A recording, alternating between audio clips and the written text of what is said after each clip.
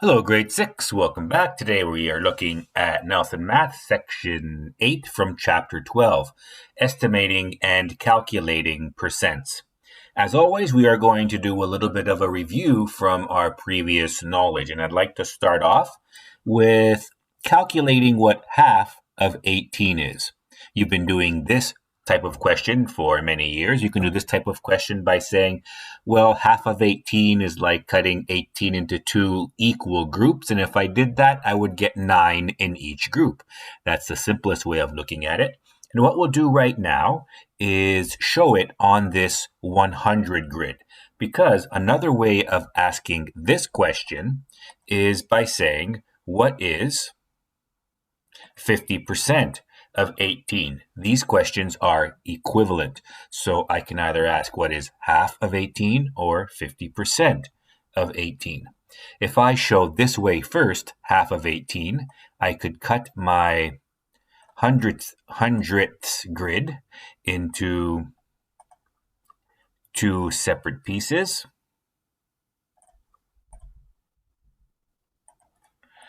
So as you could see, I took my hundredths grid and I made two exact pieces with 50 in each.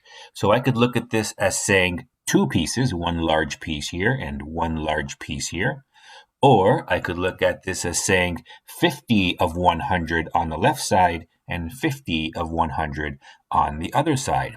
So because I've got my 50% and 50%, I could put 9 into each. And with this picture right here, we can do a quick check. If 9 go into the darker piece and 9 go into the white piece, we still have a total of 18, half and half. So that's one way of doing half of 18. I'm going to leave that question up here because now we're going to find the way of locating 1/4 of 16. Once again, here is our hundredths grid. And with our hundredths grid, we could turn this into 4 pieces. Think for a second how many of these little squares from our hundredths grid we'd have to have in every section if we broke it up into exactly 4 pieces. Here we see that there are 4 different colors, 4 different quadrants of our hundredths grid, and each and every one of these sections has exactly 25 pieces. So that means we have 25 pieces here, 25 here, 25 here, and 25 here. So this whole grid represents 100%, and one of these pieces would be 1/4 of the 100, or 25.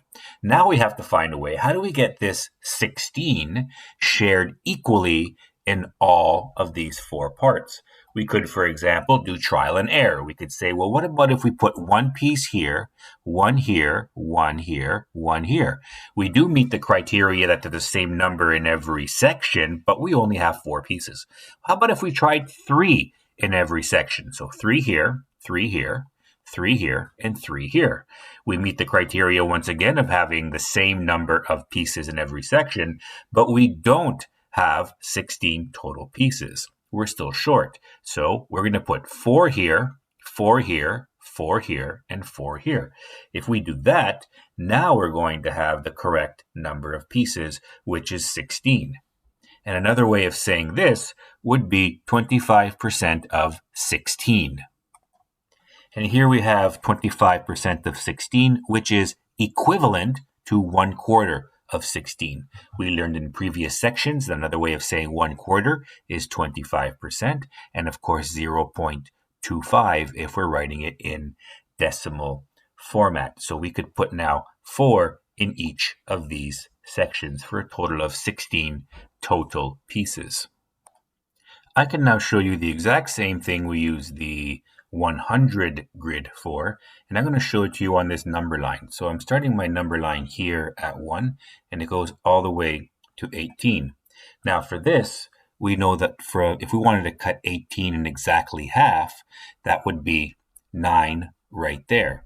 So that's one way that we would be able to label it. However, we can also label it in a slightly different way. We can label with the percentages along the top. And through the magic of editing, I added there the percentages, and you can see that the number 0 is 0%, but the number 18 is the whole number, and that's our 100%.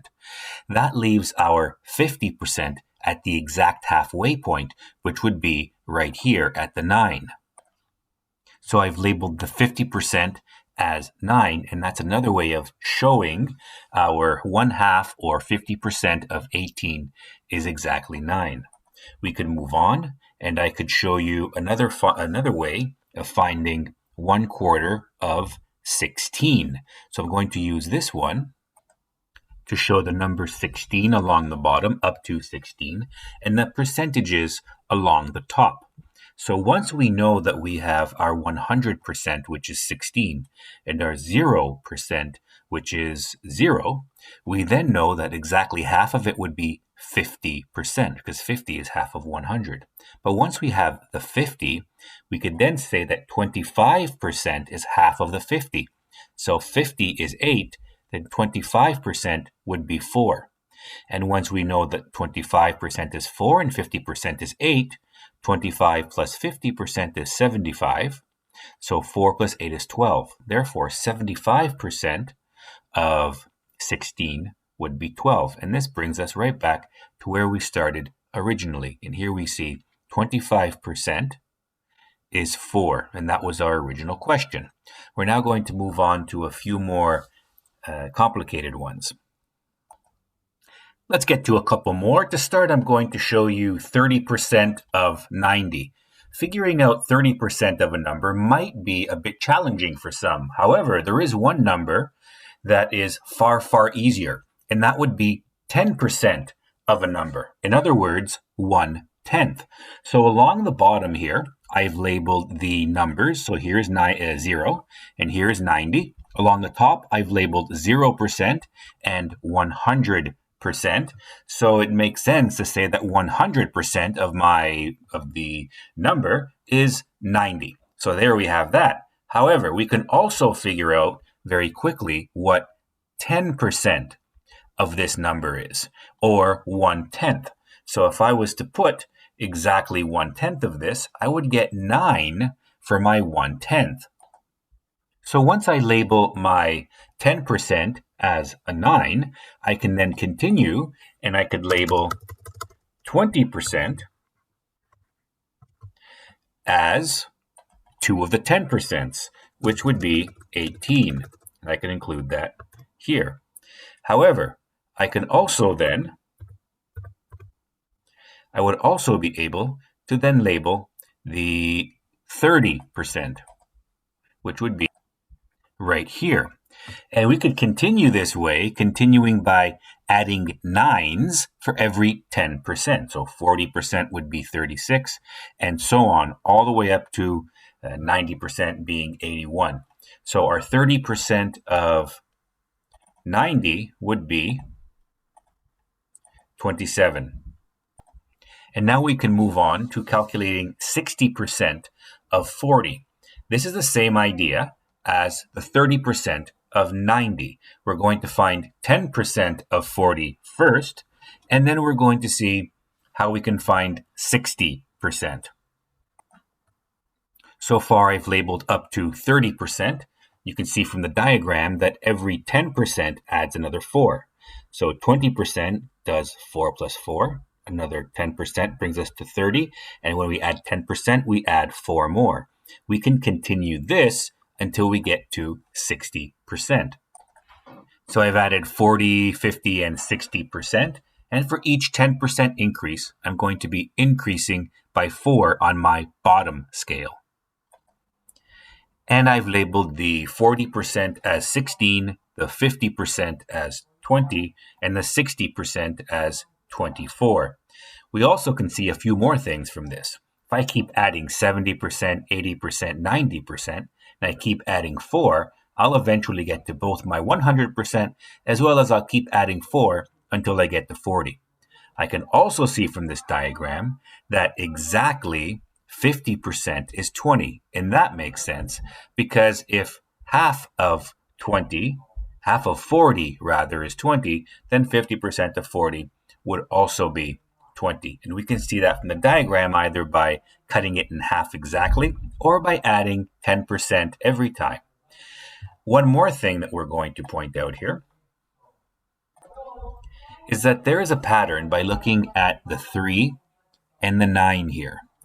And it's also a pattern by looking at the 6 and the 4. Look for any specifics that you might be able to find with the 3, 9, 27 relationship or the 6, 4, 24 relationship. We can also work on this by estimating. We'll do some more estimating and calculating. We'll start off by doing the estimating part first. So the first question is 40% of 72. And you can see I've already labeled at 10% increments all the way across. And I've labeled my 0% at 0 and my 100% at 72. However, to estimate this one, we're going to change our 72 to 70. This will make it a little bit easier to do our estimation. So we'll just change our numbers here to 70. And now we're going to look for the fast way of doing this. So if 10% of 70 is 7, as we talked about previously, we'd have the 7 under the 10%, the 14 under the 20%, the 21 under the 30%, and the 28 under the 40%.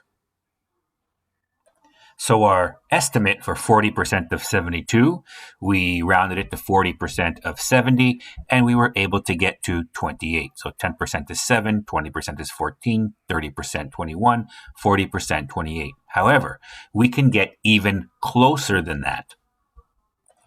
I've gone ahead and filled in the numbers. This second number line, we're looking for the exact answer for 40% of 72. So I've labeled my 0% at 0, my 100% at 72, and I'm starting off with my 10% at 7.2. And that makes sense because 1/10 of 72 would be chopping this up into 10 exact pieces. And if we did 10 times 72, or rather 10 times 10.7.2, we would end up getting 72. So if I add 7.2 every time, 7.2 plus 7.2 is 14.4. 14.4 plus 7.2 is 21.6. And 21.6 plus 7.2 is 28.8. So the exact answer of 40% of 72 is exactly 28.8. Let's move on now to 70% of 96. We can round this to a variety of different ways. We can round it to 100 is the closest one. However, we could also round it to 95 if that suits us. But we're going to round it to 100. So we're going to change our 96 down here as well to 100. And as we did with our previous example, every 10%, we are going to add 1/10 of our number on the bottom scale.